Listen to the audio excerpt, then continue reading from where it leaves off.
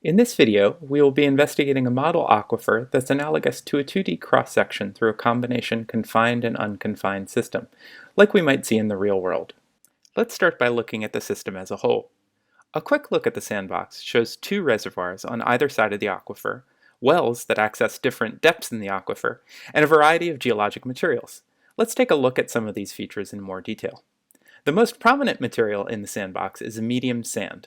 Deep within the aquifer, however, we see what looks like a laterally continuous, fine-grained geologic unit. We can expect that this unit will act as an aquitard. Some of the wells terminate below this geologic unit, while most access the aquifer above it. Above the potential aquitard, the sandy aquifer contains numerous patches or lenses of coarser-grained materials that might allow faster flows. Each of these geologic units, along with the hydrologic forcings in the aquifer, will contribute to the dynamics of flow. On to the hydrologic features.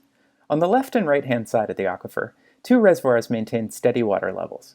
We can refer to these as constant head reservoirs since they maintain a constant water level relative to a horizontal datum, like the surface of the lab bench. Note that the head in the left reservoir is consistently higher than on the right.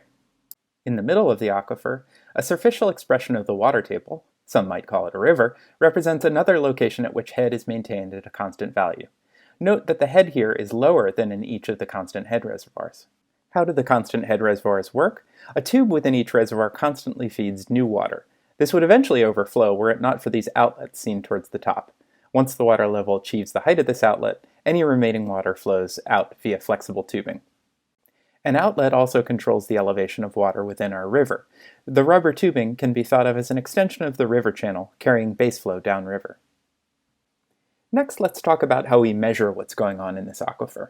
The wells we referred to earlier actually have a special name, piezometers, because they measure the excess pressure in fluids at a particular point in the aquifer. More simply, the water level that a piezometer obtains, measured relative to a horizontal datum, represents the total head at the point of an aquifer it's sensing. If we zoom in on these piezometers, we see that they are only open to the aquifer over a small depth range. This depth where the piezometer is screened represents the depth location where head is being measured. A set of piezometers located at almost the same lateral location, but screened at a series of different depths, is often referred to as a piezometer nest. Each nest gives us a sense of vertical head gradients within the aquifer. In the field, piezometers can often be installed at shallow depths by pounding a pointed PVC section like this into the ground. Where the PVC is screened, such as with the slits shown here, we will be able to measure the hydraulic head within the aquifer, while keeping the well from filling with loose sediment. In deeper or more rocky situations, more sturdy solutions such as this welded well screen may be necessary. We'll now start by observing the aquifer under ambient conditions, and then later we'll see how the aquifer responds to pumping. To start with, we'll improve our ability to see water levels by dyeing the water red in piezometers that sense below the suspected confining unit. After we've completed injection, you should notice that the heads in this deep part of the aquifer show a fairly consistent trend. The water levels follow a general trend of decrease from left to right, consistent with the difference in reservoir heads. However, it's not a perfectly straight line. You might want to think about what this means. Next, we'll dye the water green in piezometers that are above the suspected confining unit. It's interesting to note in this case that even though a piezometer nest is accessing basically the same lateral location, you should see that the head, the water level in the piezometer, is different depending upon what depth it senses. A great example of this is near the river. Note here that the shallowest piezometers display the lowest heads, as represented by their water level, whereas the deeper piezometers have higher heads. Also note that the dye from the wells seems to be going up towards the river at this location. Water seems to be flowing toward regions of lower head. Another good example of this behavior is near the left-hand reservoir. Here, within one piezometer nest, the deepest piezometers show the lowest heads, and heads on the right are overall lower than those on the left. We note that the dye is traveling downward and to the right, again demonstrating the importance of differences in head in driving flow. Now we'll look at the effects of pumping on an aquifer, focusing first on the upper green set of wells.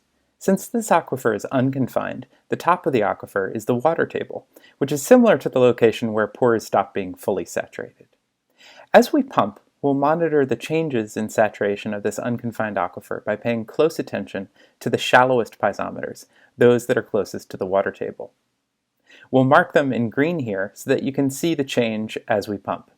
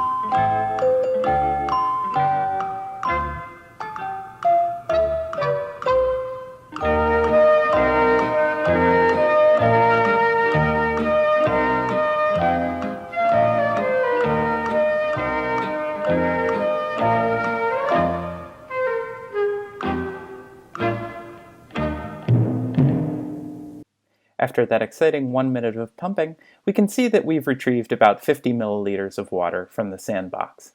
Now we're going to move on and try the same pumping experiment in the confined aquifer.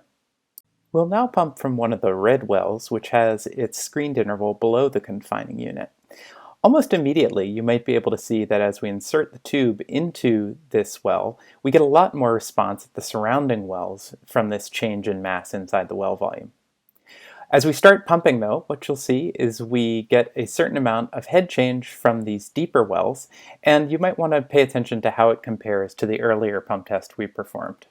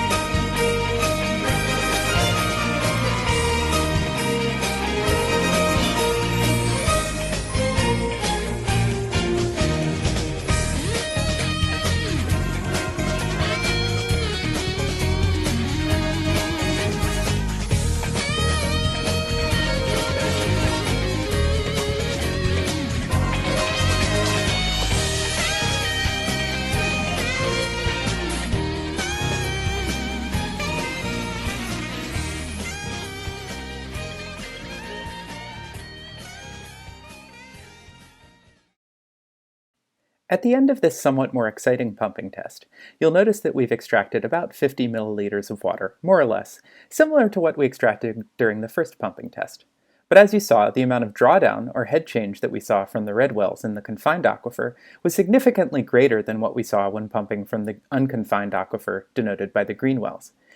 As you answer the remaining questions in your lab, think a little bit about how changes in water storage in the unconfined aquifer can supply water during a pumping test, and contrast that with how water may be released from storage during pumping from the deeper confined aquifer.